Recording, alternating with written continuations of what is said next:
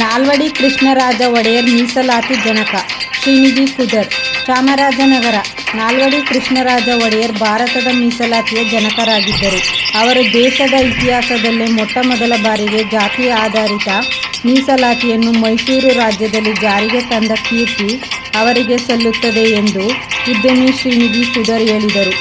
ನಗರದ ಕನ್ನಡ ಸಾಹಿತ್ಯ ಪರಿಷತ್ತು ಕಚೇರಿಯಲ್ಲಿ ಶ್ರೀಗಂಧ ಕನ್ನಡ ಯುವ ವೇದಿಕೆ, ಗಡಿನಾಡು ಕನ್ನಡ ಹೋರಾಟ ವೇದಿಕೆ ವತಿಯಿಂದ ನಡೆದ ಮೈಸೂರು ಸಂಸ್ಥಾನದ ಮಹಾರಾಜರು ರಾಜಶ್ರೀ ನಾಲ್ವಡಿ ಕೃಷ್ಣರಾಜ ಒಡೆಯರ್ ಅವರ ಸ್ಮರಣೆ ಕಾರ್ಯಕ್ರಮವನ್ನು ಉದ್ಘಾಟಿಸಿ ಮಾತನಾಡಿದರು. ವರದಿ ಒಮ್ಮನಂಜುಂಡ ನಾಯಕ, ಚಾಮರಾಜನಗರ. ಅಲ್ಲಿ ಹಲವಾರು ರಾಜ್ಯಗಳು ಬಂದು ಹೋಗ್ತಾರೆ. ಅದರಲ್ಲಿ ವಿಶೇಷವಾಗಿ ಎಲ್ಲ ರಾಜ್ಯಗಳು ಜನಪರ ಕೆಲಸಗಳು ಮಾಡಿದ್ದಾರೆ. ಆದರೆ ನಾಲ್ವಡಿ ಕೃಷ್ಣರಾಜ ಒಡೆಯರ್ ಅವರು ಮಾಡಿದಂತಹ ಕೆಲಸ ನಾವು ಈಗಲೂ ಅವರ ಫಲಾನುಭವಿಗಳಾಗಿದ್ದೀವಿ. ಅವ್ರದ್ದು ಒಂದು ಇತಿಹಾಸ ಹೇಳಬೇಕಾದ್ರೆ ನಾಲ್ವಡಿ ಕೃಷ್ಣರಾಜ ಒಡೆಯರ್ ಅವರು ಜೂನ್ 4, 1884ರಲ್ಲಿ ಮೈಸೂರಿನ ಅರಮನೆಯಲ್ಲಿ ಜನಿಸ್ತಾರೆ. ಅವರ ತಂದೆ 10ನೇ ಜಯಚಾಮರಾಜೇಂದ್ರ ಒಡೆಯರ್ ಹಾಗೂ ತಾಯಿ ಕೆಂಪನಂಜಮ್ಮಣ್ಣಿ ಅವರು. ಈ ಊರಿಗೆ ಒಬ್ಬ ಮಗನಾಗಿ ಹುಟ್ಟಿದಂತಹ ವ್ಯಕ್ತಿ ತಮ್ಮ ತಂದೆ ಒಂದು ಕೋಲ್ಕತ್ತಾ ಪ್ರವಾಸದಲ್ಲಿ ಇದ್ದಾಗ ಒಂದು ಗಂಟಲು ನೋವಿನಿಂದ ಯಾವುದೋ ಒಂದು ಅಕಾಲಿಕ ಮರಣವನ್ನು ಹೊಂದ್ತಾರೆ. ಆ ಸಮಯದಲ್ಲಿ ನಮ್ಮ ಕೃಷ್ಣರಾಜ ಒಡೆಯರ್ ಅವರಿಗೆ ಬರೀ 10 ವರ್ಷದ ಬಾಲಕರಾಗಿರ್ತಾರೆ. ಆ 10 ವರ್ಷದಲ್ಲಿ ಅವರಿಗೆ ಒಂದು ಪಟ್ಟಾಭಿಷೇಕವನ್ನು ಕಟ್ತಾರೆ. ಪಟ್ಟಾಭಿಷೇಕ ಕಟ್ಟಿದ ಮೇಲೆ ರಾಜ್ಯನ ಮುನ್ನಡೆಸಬೇಕಾಗಿರುತ್ತೆ. ಅದಕ್ಕೆ ಸಮರ್ಥವಾಗಿ ನಾವು ನೆನೆಸ್ಕೋಬೇಕಾಗಿರೋದು ಅವರ ತಾಯಿಯಾದಂಥ ಕೆಂಪನಂಜಮ್ಮಣ್ಣಿ ಅವರನ್ನ. ಅವರು ಒಂದು ಸಮರ್ಥವಾಗಿ ರಾಜ್ಯವನ್ನು ನಡೆಸಿದ ಜೊತೆಗೆ ತನ್ನ ಮಗನಿಗೂ ಒಂದು ಆಡಳಿತದಲ್ಲಾಗಲಿ ವಿದ್ಯಾಭ್ಯಾಸದಲ್ಲಾಗಲಿ ಒಂದು ಶಿಕ್ಷಣವನ್ನು ನೀಡುತ್ತಾರೆ. ಇದರಿಂದ ಅತ್ಯುನ್ನತ ಮುಂದಕ್ಕೆ ನಮಗೆ ಒಂದು ಮೈಸೂರು ಸಾಮ್ರಾಜ್ಯಕ್ಕೆ ಒಬ್ಬ ಅತ್ಯುನ್ನತವಾದಂತಹ ಸಮರ್ಥ ರಾಜ ಸಿಗ್ತಾರೆ. ಅವರಿಗೆ 1902ರಿಂದ 1940ರವರೆಗೂ ಆಡಳಿತದಲ್ಲಿ ಇರ್ತಾರೆ. ಅವರಿಗೆ 10 ವರ್ಷ ಆದಮೇಲೆ ತಮ್ಮ ತಾಯಿ ವಹಿಸ್ಕೊಂಡಿದ್ದಂಥ ಅಧಿಕಾರನ್ನ 1902 ಫೆಬ್ರವರಿ 2ರಂದು ಅವರಿಗೆ ಒಂದು ಪಟ್ಟಾಭಿಷೇಕ ಮಾಡಿದಂತಹ ತಾಯಿ ಅವರಿಗೆ ಅಧಿಕಾರನ ವಹಿಸ್ತಾರೆ. ಆಗ ಕೃಷ್ಣರಾಜ ಒಡೆಯರ್ಗೆ 18 ವರ್ಷ ಆಗಿರುತ್ತೆ. ಜೊತೆಗೆ ಅದೇ ಸಮಯದಲ್ಲಿ ಒಂದು ಬ್ರಿಟಿಷ್ ವೈಸ್ರಾಯರಾದಂತಹ ಲಾರ್ಡ್ ಕರ್ಜನ್ ಅವರು ಮೈಸೂರಿನ ಜಗಮೋಹನ್ ಅರಮನೆಯಲ್ಲಿ ಅದೇ ವರ್ಷ 1902 ಮತ್ತು ಆಗಸ್ಟ್ 8ನೇ ತಾರೀಕುವರೆಗೆ ಪಟ್ಟಾಭಿಷೇಕವನ್ನು ಮೈಸೂರು ರಾಜರಾಗಿ ಒಂದು ಅನೌನ್ಸ್ ಮಾಡ್ತಾರೆ ಅಲ್ಲಿ ಮೈಸೂರಿನಲ್ಲಿ. ಅಲ್ಲಿಂದ ಏನು ಒಂದು ಮುಂದೆ ನಡೆದಿದ್ದಲ್ಲ ಒಂದು ಇತಿಹಾಸ ಅವರು ರಾಜ್ಯವನ್ನು ವಹಿಸ್ಕೊಂಡ ಮೇಲೆ ಅವರು ಮಾಡಿದಂತಹ ಒಂದು ಕೆಲಸಗಳು ಅಂದರೆ ಹಲವಾರಿದೆ. ಅದ್ರಲ್ಲಿ ಮುಖ್ಯವಾಗಿ ನಮ್ಮ ಕನ್ನಂಬಾಡಿ ಕಟ್ಟೆಯನ್ನು ಕಟ್ಟಿಸಿದ್ದು, ಜೊತೆಗೆ ವಾಣಿ ವಿಲಾಸ್ ಕಟ್ಟೆಯನ್ನು ಚಿತ್ರದುರ್ಗದಲ್ಲಿ ಕಟ್ಟೋರು. ಇದರಿಂದ ಎಷ್ಟೋ ಲಕ್ಷಾಂತರ ಜನಕ್ಕೆ ಇವತ್ತು ಏನು ಒಂದು ಮಂಡ್ಯ ಮೈಸೂರು ಭಾಗದಲ್ಲಿ ಒಂದು ಜೀವನವನ್ನು ಒಂದು ಸ್ವಾವಲಂಬನೆಯಿಂದ ರೈತರು ಜೀವನ ಮಾಡ್ತಾ ಇದ್ದಾರೆ. ಅದಕ್ಕೆ ಕಾರಣ ನಮ್ಮ ನಾಲ್ವಡಿ ಕೃಷ್ಣರಾಜ ಒಡೆಯರ್ ಅವರು. ಜೊತೆಗೆ ಅವರಿಗೆ ತಿಳಿದಿದ್ರು ಬರೀ ಒಂದು ಇದು ಒಂದು ಯಾವುದೋ ಒಂದು ಎಜುಕೇಶನ್ ಶಿಕ್ಷಣ ಆಗಲಿ, ಬೇರೆ ಒಂದು ಉದ್ಯೋಗಕ್ಕೆ ಕಾರ್ಖಾನೆ ಆಗಲಿ, ಇದೊಂದೇ ಅಲ್ಲ ಮೂಲ. ಮತ್ತೆ ನೀರು ಮುಖ್ಯವಾಗಿ ಜೀವನಕ್ಕೆ ಬೇಕು ಅಂತ ಅದಕ್ಕೆ ಅವರು ಡ್ಯಾಮ್ಗಳನ್ನು ಕಟ್ಟಿಸಿದ್ರು. ಇದ್ರ ಜೊತೆಗೆ ಒಂದು ಮಕ್ಕಳಿಗೆ ಪ್ರಾಥಮಿಕ ಶಿಕ್ಷಣವನ್ನು ಕಡ್ಡಾಯ ಮಾಡಿದ್ರು. ಆ ಸಮಯದಲ್ಲಿ ಒಂದು ಏನು ಜಾತಿ ತಾರತಮ್ಯ ಮತ್ತು ಇನ್ನೊಂದಿತ್ತು ಅದನ್ನೆಲ್ಲ ಬದಿಗೊತ್ತಿ ಎಲ್ಲರಿಗೂ ಒಂದು ಕಡ್ಡಾಯವಾಗಿ ಒಂದು ಹಿಂದುಳಿದ ದಲಿತ ಎಲ್ಲ ಮಕ್ಕಳಿಗೂ ಒಂದು ಉಚಿತ ಶಿಕ್ಷಣವನ್ನು ನೀಡಿದಂತಹ ಶಿಕ್ಷಣ ಜನಕರಾದರು.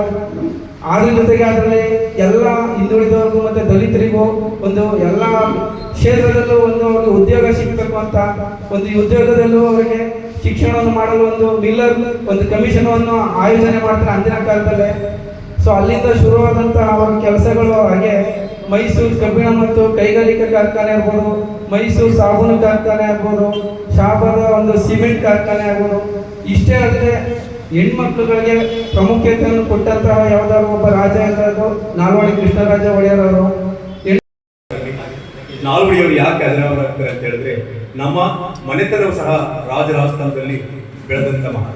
ನಮ್ಮ ತಾತ ಯಜಮಾನ್ ಕೊಂಬಿನವಣ್ಣಯ್ಯನವರು 22 ಹಳ್ಳಿಗೆ ಯಜಮಾನರಾಗಿದ್ದಂತೆ ಆ ಕಾಲದಲ್ಲಿ ಅವರು ಕೊಂಬನ್ನ ಕಹಳೆಯನ್ನು ಓದ್ತಾ ಇದ್ದದ್ದು ಒಂದು ನಮ್ಮ ಮನೆತನಕ್ಕೆ ಬಂದದ್ದು ಒಂದು ಇತಿಹಾಸ.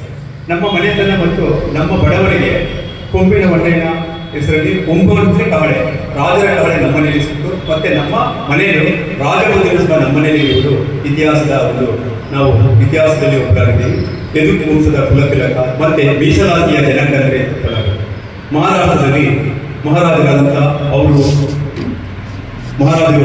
ಸಾವು ಮಹಾರಾಜರು ಮೀಸಲಾತಿ ಕೊಟ್ಟರೆ ಇದೇ ಮುಂದುವರೆಸಿ ನಮ್ಮ ಕರ್ನಾಟಕ ರಾಜ್ಯದಲ್ಲಿ ಮೀಸಲಾತಿಯ ಜನಕಂತೆ ಯಾರಿದ್ರೆ ನಮ್ಮ ನಾಲ್ವಡಿ ಕೃಷ್ಣರಾಜ ಒಡೆಯರೇ ತಪ್ಪಾಗಲ್ಲ. ಹಲವಾರು ಇದ್ದರೆ ರಾಜರಂತರ ಅಜರಾಮ ಇನ್ನೂ 100 ವರ್ಷ ಇದ್ದು ಸಹ ರಾಜರನ್ನ ಮರೆಯಕ್ಕಾಗಲ್ಲ. ಅದೇ ವಂಶಸ್ಥರು ರಾಜರ ವಂಶದಲ್ಲಿ ನಮ್ಮ ಮನೆತನ ಮತ್ತೆ ನಾವು ಚಾಮರಾಜನಗರನೂ ಸಹ ನಮ್ಮ ರಾಜರ ವಂಶದಲ್ಲಿ ಇರೋದು ಒಂದು ನಮ್ಮ ಇತಿಹಾಸ. ರಾಜರ ಊರು ಅಂತ ಹೇಳಿದ್ರೆ ಇಲ್ಲಿ ರಾಜ್ಯದಲ್ಲಿ ಯಾವುದೇ ಇರ್ಬೋದು, ಆದರೆ ಚಾಮರಾಜನಗರ ಸಹ ರಾಜವಂಶ ಸೇರ್ತಲ್ಲ, ಯದುಕುಲ ವಂಶದ ಮೈಸೂರು ಸಂಸ್ಥಾನ ಸೇರ್ತಲ್ಲ. ನಾವೇ ಧನ್ಯರು, ನಮ್ಮ ಸೌಭಾಗ್ಯ, ನಾವೆಲ್ಲರೂ ಧನ್ಯರು ಅಂತ ಹೇಳ್ತಾ ರಾಜನ ಸದಾ ನಮ್ಮ ಸ್ಮರಣೆಯಲ್ಲಿ ನಮ್ಮ ಉಸಿರಿರುವವರೆಗೂ ಮೈಸೂರು ಸಂಸ್ಥಾನವನ್ನು ಮರೆಯಿಲ್ಲ ಅಂತ ನಾನು ಹೇಳ್ತಾ ನನ್ನ ಪ್ರಾಸ್ತಾವಿಕ ನುಡಿಯನ್ನು ಸಂತ, ಸದೃಶ, ರಾಜ ಅಂತ ಈ 3 ಶಬ್ದದಲ್ಲಿ ಅನಂತ ಅನಂತ ಅನಂತ ಶಕ್ತಿ ಕಾರ್ಯದಕ್ಷತೆಯನ್ನು ನಾವು ನೋಡಬಹುದು. ಒಂದು ಪರಿಪೂರ್ಣವಾದ ಕೆಲಸವನ್ನು ಮಾಡಬೇಕಾದ್ರೆ ಅದು ಸಂತನಿಂದ ಮಾತ್ರ ಸಾಧ್ಯ. ಆ ಸಂತನ ಶಕ್ತಿ ಇರ್ತಕ್ಕಂಥವನು ರಾಜನಾದ್ರೆ ಬಹುಶಃ ನಾಲ್ವಡಿ ಕೃಷ್ಣರಾಜ ಒಡೆಯರಷ್ಟು ಶ್ರೇಷ್ಠವಾದ ಕೆಲಸವನ್ನು ಮಾಡಬಹುದು ಅನ್ನೋದನ್ನ ನಾವಿಲ್ಲಿ ಬಹಳ ಗಮನಿಸಬಹುದಾಗಿದೆ. ನಮ್ಮ ಎಲ್ಲ ಕ್ಷೇತ್ರದಲ್ಲಿ ಆಡಳಿತ ಇರಬಹುದು, ಶಿಕ್ಷಣ ಇರಬಹುದು, ಮಹಿಳಾ ಮೀಸಲಾತಿ ಇರ್ಬೋದು, ನೀರಾವರಿ ಇರ್ಬೋದು, ಮೀಸಲಾತಿ ಇರಬಹುದು, ಬಾಲ್ಯ ವಿವಾಹ ಪದ್ಧತಿಯನ್ನು ನಿಷೇಧ ಮಾಡಿರ್ಬೋದು, ವಿಧವಾ ವಿವಾಹಕ್ಕೆ ಪ್ರೋತ್ಸಾಹವನ್ನು ಕೊಟ್ಟಿರ್ಬೋದು, ಪರದಾ ಪದ್ಧತಿಯನ್ನು ವಿರೋಧಿಸಿದಂಥದ್ದು. ಪ್ರತಿಯೊಂದು ಅಂಶದ ಹಿಂದೆ ಮಹಾನ್ ಚೇತನಗಳು ಕೆಲಸ ಮಾಡಿದೆ. ತಾಯಿ ಕೆಂಪನಂಜಾಮಣಿ, ಪ್ರತಿದಿನ ನಾವು ಚಾಮರಾಜೇಶ್ವರ ಸಮೇತ ಶ್ರೀ ಕೆಂಪನಂಜಾಮಣಿಯನ್ನ ಪ್ರಾರ್ಥನೆ ಮಾಡಿಕೊಳ್ಳುವಷ್ಟು ಶಕ್ತಿ ಚಾಮರಾಜನಗರದ ಜನತೆಗೆ ಸಿಕ್ಕಿದೆ ಅಂದರೆ ಬಹುಶಃ ನಮ್ಮಷ್ಟು ಅದೃಷ್ಟಶಾಲಿಗಳು ಯಾರೂ ಇಲ್ಲ. ನಾವು ರಾಜ ಮಹಾರಾಜ ಪರಂಪರೆ ಆಡಳಿತ ದೃಷ್ಟಿಯಲ್ಲಿ ಇಲ್ಲದೇ ಇದ್ದರೂ, ಆಡಳಿತದಲ್ಲಿ ಸಂವಿಧಾನವೇ ಪರಮೋಚ್ಚವಾದರೂ ಕೂಡ ಭಾವನಾತ್ಮಕವಾಗಿ ಇಂದಿಗೂ ಕೂಡ ಮೈಸೂರು ಸಂಸ್ಥಾನದ ಋಣಿಯಾಗಿ ಇದ್ದೇವೆ ಅನ್ನೋದರಲ್ಲಿ ಯಾವ ಭಿನ್ನಾಭಿಪ್ರಾಯ. ನೋಡಿದ್ರೆ ಗುಂಡಿನ ಮೂಳೆಗಳು ಇದು ಸ್ಮಶಾನ ಆಗಿತ್ತು. ಆ ಮಹಾನುಭಾವ ಮಹಾರಾಜರು ಒಂದು ದೇವಸ್ಥಾನ ಕಟ್ಟಿ ಈ ಚಾಮರಾಜನಗರ ಉದ್ಧಾರ ಮಾಡಿದ್ರು. ಆದರೆ ಇವತ್ತು ಆ ಚಾಮರಾಜ ಅವರ ಹೆಸರಾಗಲಿ ಅಥವಾ ಕೃಷ್ಣರಾಜೇಂದ್ರ ಒಡೆಯರ ಹೆಸರಾಗಲಿ ಯಾರೂ ನೆನೆಸ್ತಾ ಇಲ್ಲ. ಏನಿದ್ರು ದೇವೇಗೌಡ, ಶಿವಕುಮಾರ, ಮೋದಿ, ಈ ನನ್ನ ಮಕ್ಕಳ ಹೆಸರೇ. ಈ ಒಂದು ಕಾರ್ಯಕ್ರಮವನ್ನು ಈ ಸರಿ ಏರ್ಪಾಡು ಮಾಡಿದ್ದಾರೆ. ಕಾರಣ ಏನಪ್ಪ ಅಂತಂದ್ರೆ ನಮ್ಮ ಚಾಮರಾಜೇಶ್ವರ ದೇವಸ್ಥಾನ, ಈ ದೇವಸ್ಥಾನ ಕಟ್ಟಿ 200 ವರ್ಷ. ಈ ವರ್ಷ 200ನೇ ವರ್ಷ ಈ ದೇವಸ್ಥಾನವನ್ನ ಕಟ್ಟಿ ಮುಮ್ಮಡಿ ಕೃಷ್ಣರಾಜ ಒಡೆಯರವರು ಈ ಒಂದು ದೇವಸ್ಥಾನವನ್ನ ಕಟ್ಟಿಸಿದ್ರು. ಯಾಕೆ ಕಟ್ಟಿಸಿದ್ರು ಅಂತಂದ್ರೆ 1774 ಜನಮಂಟಪ ಇದೆ ನೋಡಿ ಪಕ್ಕದಲ್ಲಿ. ಅವರ ತಂದೆ 10ನೇ ಕಾಸ ಚಾಮರಾಜ ಒಡೆಯರವರಲ್ಲಿ ಜನ್ಮ ತಾಳಿದ್ರು. ಅದು ಸವಿನೀಗಾಗಿ ಈ ನಮ್ಮ ಶಾಮುಳಿಯವರು ಈಗಾಗಲೇ ಹೇಳಿದ್ರು, ನಮ್ದು ಹಿಂದೆ ಹರಿಕೊಟ್ಟಾರ ಅಂತ ಈ ಊರಿಗೆ ಹೆಸರಿದ್ದು ಹರಿಕೊಟ್ಟಾರ ಅಂತ. ಅದಕ್ಕಿಂತ ಹಿಂದೆ 10ನೇ ಶತಮಾನದಲ್ಲಿ ಜೈನರ ಪಾನೆ ಗೊತ್ತಿಲ್ಲಿ ಶತ್ರುಮಂತ್ರಪುರ ಅಂತ 10ನೇ ಶತಮಾನದಲ್ಲಿ ನಮ್ಮ ಚಾಮರಾಜನ ಕೂಗ್ತಾ ಇದ್ದಾರೆ. 10ನೇ ಶತಮಾನದಲ್ಲಿ ಈ ಊರಿಗೆ ಶತ್ರುಮಂತ್ರಪುರ ಅಂತ. ಆನಂತರ ಇದು ಹರಿಕೋಟಾರ ಆಯ್ತು. ಹರಿಕೋಟಾರ ಆದ್ಮೇಲೆ 1818ನೇ ಇಸ್ವಿನಲ್ಲಿ ಹರಿಕೋಟಾರ ಅಂತಿದ್ದ ಊರು ಚಾಮರಾಜನಗರ ಅಂತ ಬದಲಾವಣೆ ಆಯಿತು. ಕಾರಣ ಏನಪ್ಪ ಅಂತಂದ್ರೆ ಮಹಾರಾಜರು ಹುಟ್ಟೋದ್ರಿಂದ ಈ ಊರಿಗೆ ಅವ್ರ ಹೆಸರು ಇಡಬೇಕು ಅಂತೇಳಿ ಇದಕ್ಕೆ ಚಾಮರಾಜನಗರ ಅಂತ ಹೇಳಿ ಇದಕ್ಕೆ ನಾಮಕರಣ ಮಾಡೋದು. ಮತ್ತು ಈ ದೇವಸ್ಥಾನ ಬಹಳ ಅದ್ಭುತವಾದಂತ ದೇವಸ್ಥಾನ ಇದೆ. ಬಹುಶಃ ಈಗ ನೋಡಿ ನಾಳಿದ್ದು 18ನೇ ತಾರೀಕಿಂದ ಗಿರಿಜಾ ಕಲ್ಯಾಣ ಇರ್ತದೆ. ಗಿರಿಜಾ ಕಲ್ಯಾಣ 6 ದಿನಗಳ ಕಾಲ ಗಿರಿಜಾ ಕಲ್ಯಾಣ ಇರ್ತದೆ ನಮ್ಮ ಚಾಮರಾಜೇಶ್ವರ ದೇವಸ್ಥಾನದಲ್ಲಿ. ಒಳ್ಳೊಳ್ಳೆ ಅದ್ಭುತವಾದಂತ ಕಾರ್ಯಕ್ರಮಗಳು. ಮತ್ತು ಮುಂದೊಂದು 28ನೇ ತಾರೀಕು ಇಲ್ಲಿ ರಥೋತ್ಸವ. ಬಹುಶಃ ದಕ್ಷಿಣ ಭಾರತದಲ್ಲೇ